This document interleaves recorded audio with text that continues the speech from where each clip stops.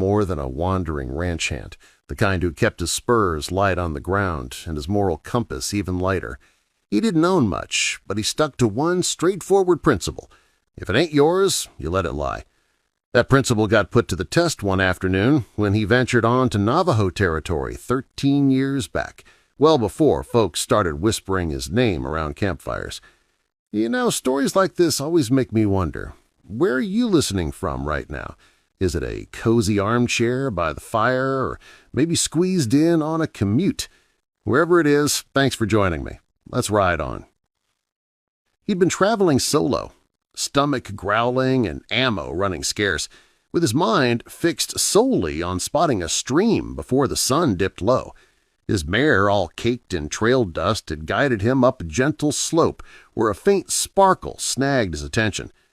Tom wasn't one to go chasing shadows in the heat, but there was something about that gleam that tugged at him, drawing him nearer until he uncovered its origin.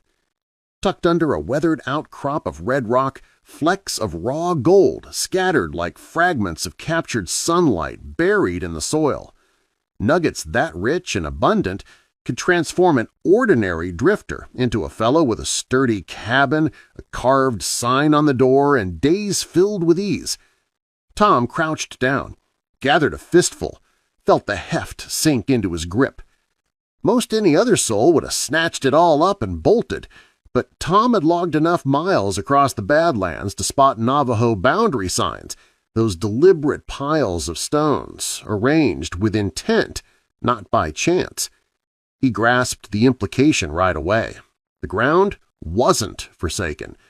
Folks had set those markers as a clear caution. The treasure belonged to them, not him. He could have brushed it off. He could have stuffed his pack mule's bags and galloped toward a tomorrow built on riches and deceit. But deep down, something held him back. Perhaps it was the echo of counsel from his old man years gone by. A fellow's true value shows in what he chooses to abandon. Tom let the gold slip from his fingers, backed away, and murmured to the wind-swept earth, "Not for me."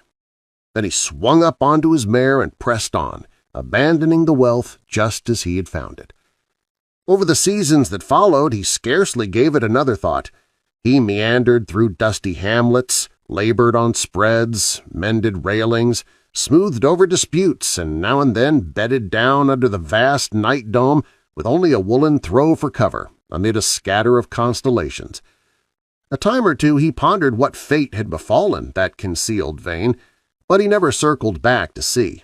He reckoned the Navajo had gathered it up, or perhaps it lingered hidden still, biding time for some other wayfarer.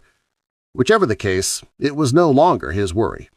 Yet destiny has a way of holding on to the quiet choices we make alone. One twilight, 13 years on, Tom guided his horse into a sparse outpost clinging to the fringes of the arid plateau. The spot seemed to be hanging on by a thread. One tavern, a grit-choked mercantile, and a farrier who struck his anvil with such measured swings it was like he was tallying his own pulses. Tom had no intention of lingering. He figured on swapping for provisions and resuming his ramble. But as he pushed through the tavern doors, murmurs faded, heels halted, and gazes trailed a line past his shoulder. He pivoted to see a Navajo tracker propped in the frame, lean and sharp-featured, his stare fixed unerringly on Tom. The tracker advanced a step. "You're Tom Riley," he declared, not posing it as a question. Tom dipped his chin, his palm staying clear of his sidearm, though he was sharp enough to sense the air thickening. "Depends on who's inquiring," he replied evenly. "Someone who travels alongside those with long memories. You'll ride along with me." He didn't push back. There was no edge in the man's words, just quiet resolve. And Tom had picked up early on that when Navajo riders spoke with that kind of assurance, it paid not to turn your back. He trailed him out of the cluster of buildings, climbed aboard his mare, and kept pace beside him as the feeding glow gave way to the hushed expanses of the wilds. Silence hung between them until they crested the distant rise, the very same rise where Tom had stumbled on the gold all those years prior. There, a cluster of figures waited.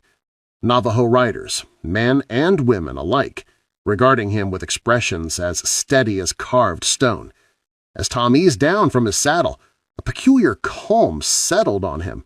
No one bristled with anger, no rifles trained his way, no bitterness, just a grave atmosphere, like an assembly bound by intent. And here's where the tale really turns, but hold on a second. Where are you listening from this time? A quiet evening walk, or maybe tucked in with the lights low? Share it below if you can. It keeps these stories feeling alive, like we're all around that same campfire. Leading them was a seasoned chief, adorned in ritual cords and hawk plumes, his features etched deep with the burden of command. You relinquished what wasn't yours. Our kin observed. The soil observed. Tom's voice caught in his chest, tangled with bewilderment. He hadn't breathed a word of the gold to anyone. You know of that?" he ventured. "We sensed it the moment you pressed the ground and elected to depart," the chief replied.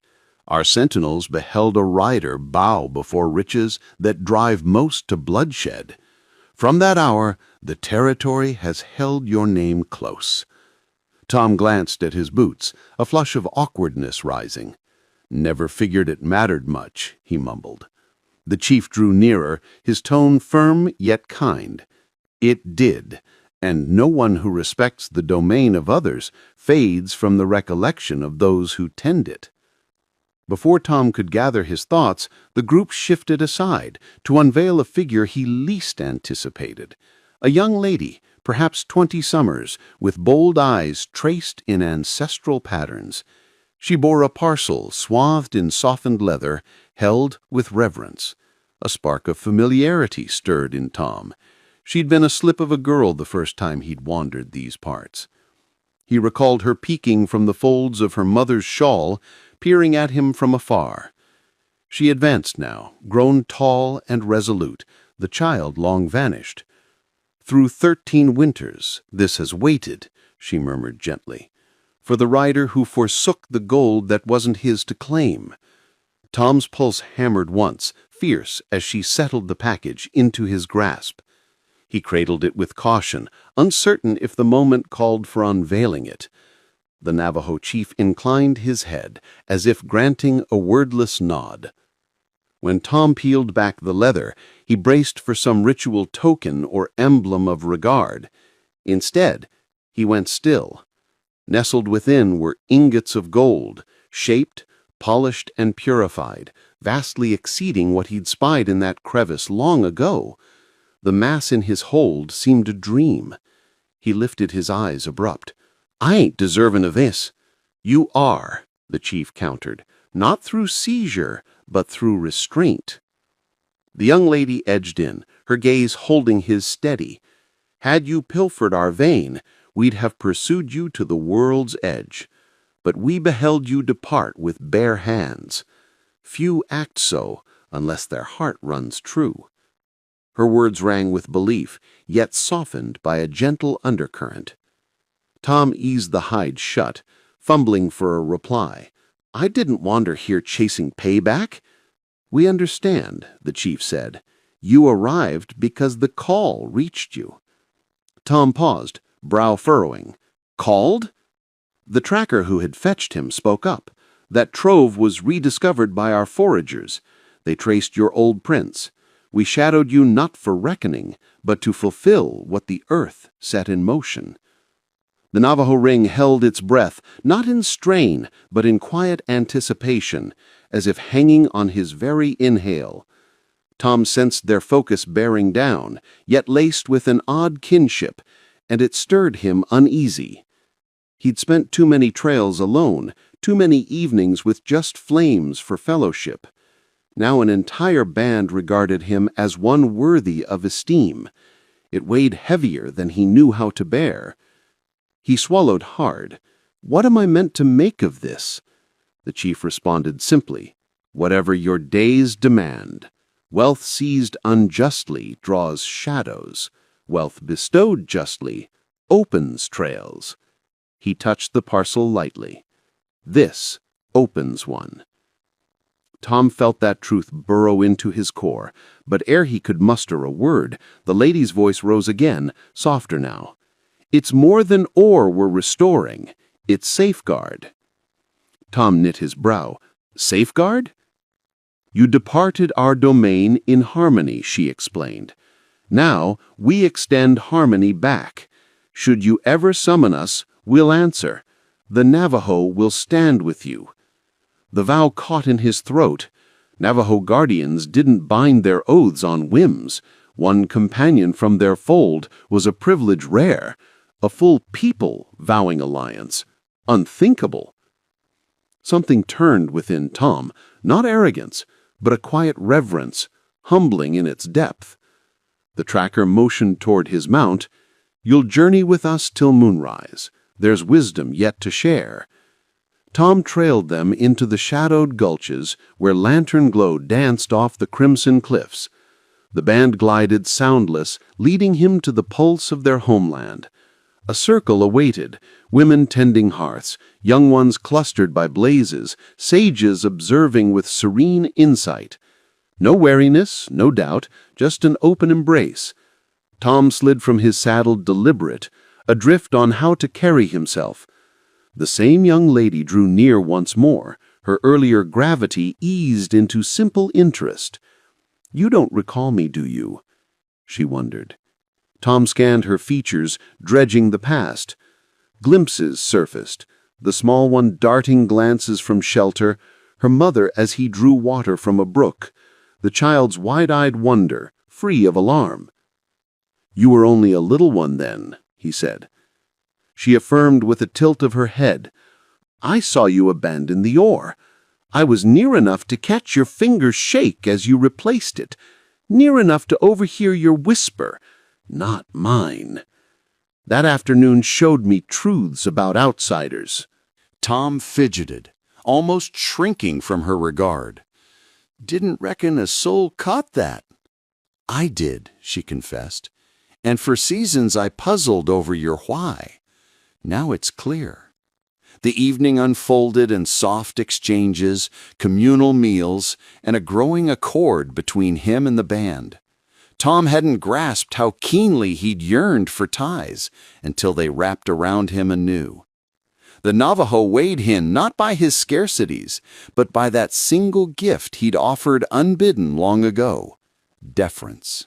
As first light crept in, the chief summoned the gathering afresh.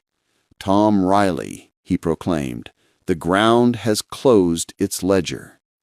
Wander as you will, but hold this: our paths entwine with yours." Tom inclined his head, words failing amid the swell. "I don't know how to express my gratitude." "You already did," the chief assured. As Tom readied to depart, the young lady approached for a final breath. 13 years past, you turned from fortune. This dawn you turn with greater than fortune. Her fingers grazed the leather-bound gift. You turn with kin who'll carry your name eternal. Tom gained his saddle, the oar lashed firm beside him, yet the burden he bore transcended the gleam. It was the link. He spurred toward the dawn line, no longer a lone wanderer, but a soul woven to a people who'd settled his debt in ways beyond his wildest reckoning.